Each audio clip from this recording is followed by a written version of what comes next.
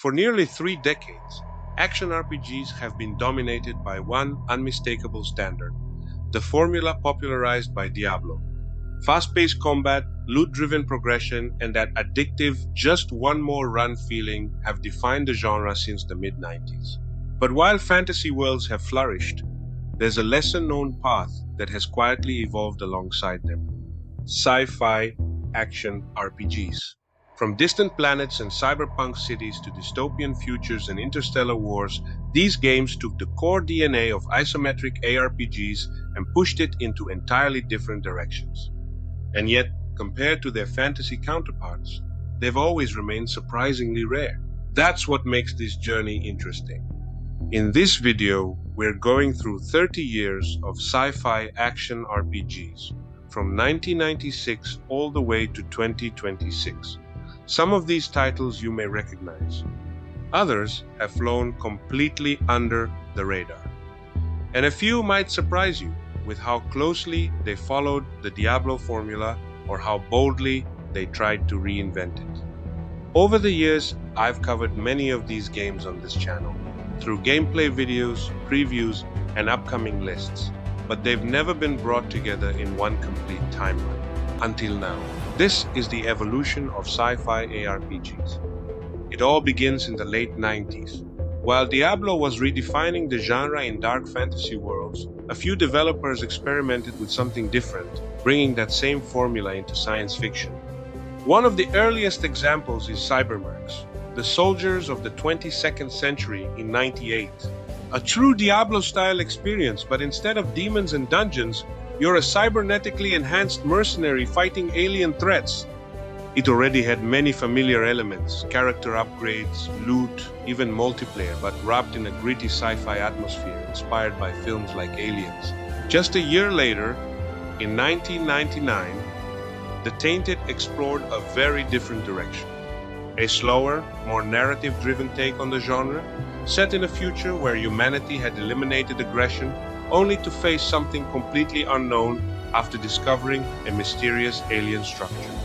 Even this early, you can see how sci-fi ARPGs were experimenting more with ideas than sticking to a strict formula.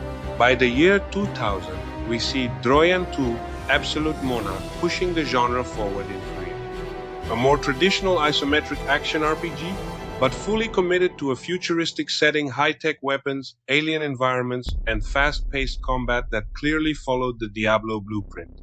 Then, in 2001, Zenfar, The Adventure, tried to go even deeper. Blending elements from both Diablo and Fallout, it introduced multiple races, complex character systems, and a more ambitious world. It didn't land well critically, but it shows something important. Sci-fi ARPGs were aiming big, even if they didn't always succeed. Around the early 2000s, another interesting project started appearing, Freedroid RPG, an open-source game that would evolve for years, putting you in control of Tux in a post-apocalyptic robot uprising. It added unique ideas like hacking enemies and turning them into allies, something you rarely see in traditional ARPGs. But the real shift came in 2003 with Harbinger, often described as Diablo in space. This is one of the first truly complete sci-fi ARPG experiences. Set inside a massive slave ship traveling across the galaxy, it combined multiple classes, deep progression, and a dark, oppressive atmosphere that stood out from the rest.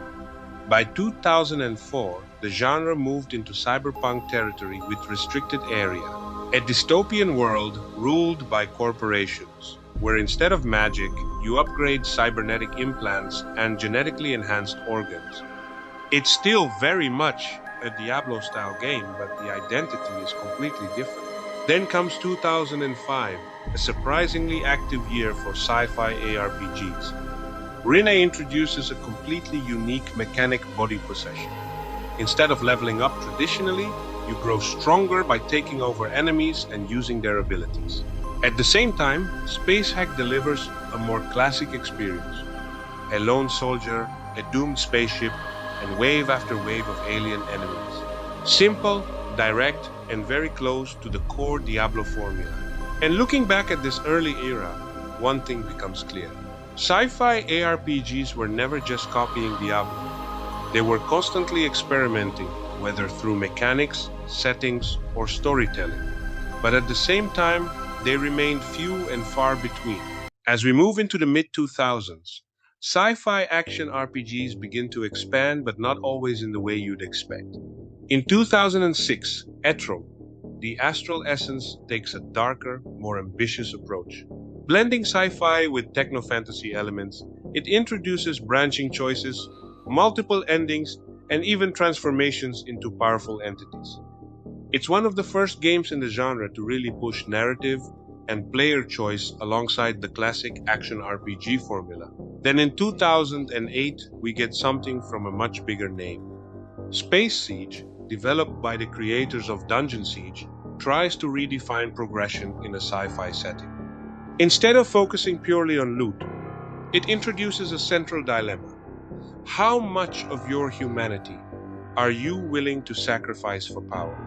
Cybernetic upgrades make you stronger, but less human, a concept that fits perfectly within the sci-fi theme, even if the execution divided players. Around the same time, the community itself starts experimenting. Doom, Fall of Mars, a fan-made project reimagines the classic Doom universe as a Diablo-style dungeon crawler. Procedural levels, leveling systems, and loot mechanics showed just how naturally the ARPG formula could fit into sci-fi shooters. By 2009, we returned to a more familiar structure with Greed, Black Border, a game that fully embraces the Diablo clone identity but places it in a futuristic war over resources. With multiple classes and classic progression systems, it feels like a direct translation of fantasy ARPG mechanics into space. Then comes 2011, and one of the most unusual entries in the genre, Darkspore. Developed by Maxis, it takes the creature-building DNA of Spore and transforms it into a squad-based action RPG. Instead of a single character, you control a team of genetic heroes, switching between them in real time. It was bold, creative, and heavily tied to online systems that would eventually lead to its downfall. By 2012, Creator pushes things in yet another direction. A squad-based ARPG set in a colorful, post-apocalyptic world where humor and satire replace the usual dark tone. It introduces permanent consequences like injuries and permadeath, adding a layer of strategy rarely seen in the genre. And by this point, a pattern is becoming clear. Sci-fi ARPGs are not lacking ideas. If anything, they might have too many. From morality systems and sport mechanics to experimental progression and hybrid gameplay, these games constantly try to evolve the formula. But unlike their fantasy counterparts, very few of them manage to truly break into the mainstream. And that's about to continue in the next phase. By the early 20s, the landscape of gaming is changing. New platforms, new audiences, and new expectations for what an action RPG should be. In 2013, The Harvest delivers a more compact, accessible experience. Originally designed for mobile, it brings the Diablo-style formula into shorter, more focused sessions. Mechanized soldiers, alien invasions, and fast-paced combat. Everything is there, but scaled down for a different kind of player. That same year, Drox Operative takes a completely different path. Instead of controlling a character, you are the ship.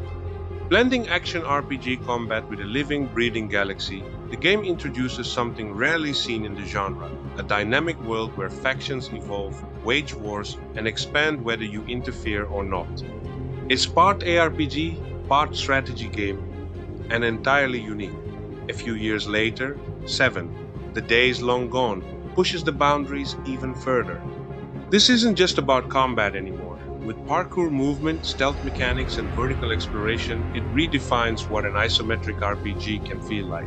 Set in a world where advanced technology coexists with Dark Age superstition, it's one of the most experimental entries in the timeline. Then, in 2018, Imperatum brings the focus back to core ARPG systems, but with a twist. Fast combat, heavy loot, and deep skill customization, but with mechanics that allow abilities to interact in unexpected ways. Even the difficulty system experiments with real-world data, showing just how far developers were willing to push the formula. And in the same year, we get one of the biggest names in sci-fi entering the genre, Warhammer 40,000, Inquisitor, Martyr, a darker, more tactical take on the ARPG formula. With cover systems, destructible environments, and a slower, more deliberate pace, it proves that sci-fi action RPGs don't have to rely purely on speed, and they can also emphasize strategy. By this point, the genre is clearly evolving, not by following a single direction, but by branching out into many hybrid systems, experimental mechanics, and bold design choices become the norm. And yet, despite all this innovation, sci-fi ARPGs still remain in the shadow of their fantasy counterparts. But that's about to change, because the next era brings something different. Not just experimentation, but identity. As we enter the 2020s, something starts to shift. Sci-fi action RPGs are no longer just experiments in the shadows. They begin to step into the spotlight. In 2021, the Ascent makes a powerful statement. A visually stunning cyberpunk world packed with detail, verticality, and chaos. It blends twin-stick shooting with deep RPG systems, creating one of the most polished sci-fi ARPG experiences in years. For the first time in a long time, it feels like the genre has real weight again.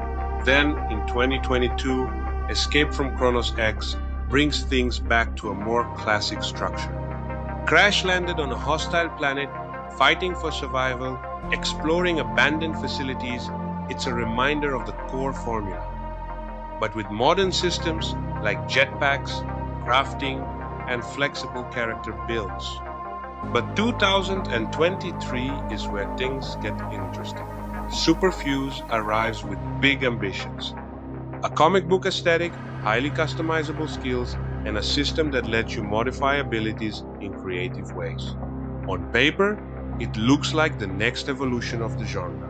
But reality hits differently. Despite its potential, the game struggles and eventually fades away, becoming another example of how difficult it is for sci-fi ARPGs to truly break through. At the same time, Dread Hunter takes a different approach. Fast, aggressive, almost brutal in its design. You're not just shooting, you're executing enemies up close, managing momentum, constantly pushing forward. It feels closer to Doom, but still rooted in ARPG progression. And this contrast says everything about the era. Some games aim big and fall short. Others stay focused and refine the formula. But overall, one thing is clear. Sci-fi ARPGs are no longer disappearing. They're evolving, and more importantly, they're starting to find their identity. And now, we arrive at the present. From 2024 and beyond, sci-fi action RPGs are no longer rare anomalies. They're everywhere. But more importantly, they're evolving faster than ever. Games like Combat Complex embrace roguelike elements, blending procedural chaos with classic loot-driven progression. Fast, intense, and unpredictable, this is the genre adapting to modern trends. At the same time, Seven Cities brings the formula into a near-future urban setting.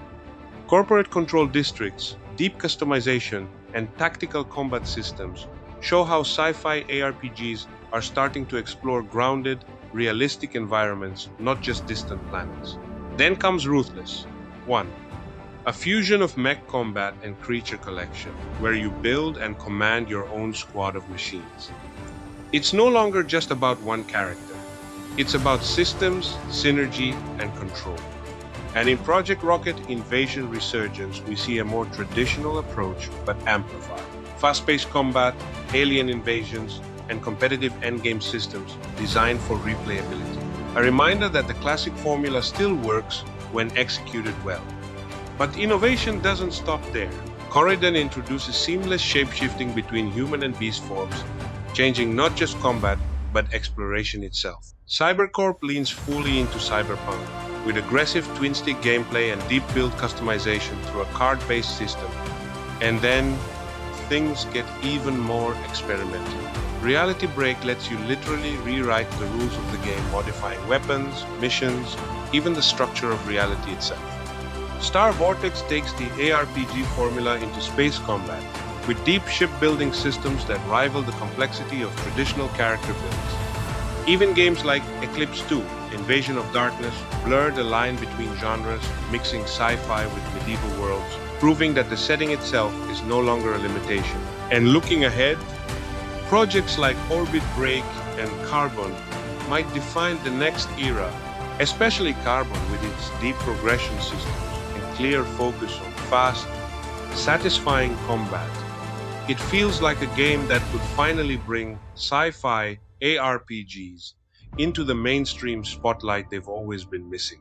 And when you step back and look at the full timeline, from 1998 to 2026, from obscure experiments to ambitious modern designs, one thing becomes clear. Sci-fi action RPGs were never the dominant force, but they were always evolving, always experimenting, always pushing the boundaries of what the genre could be.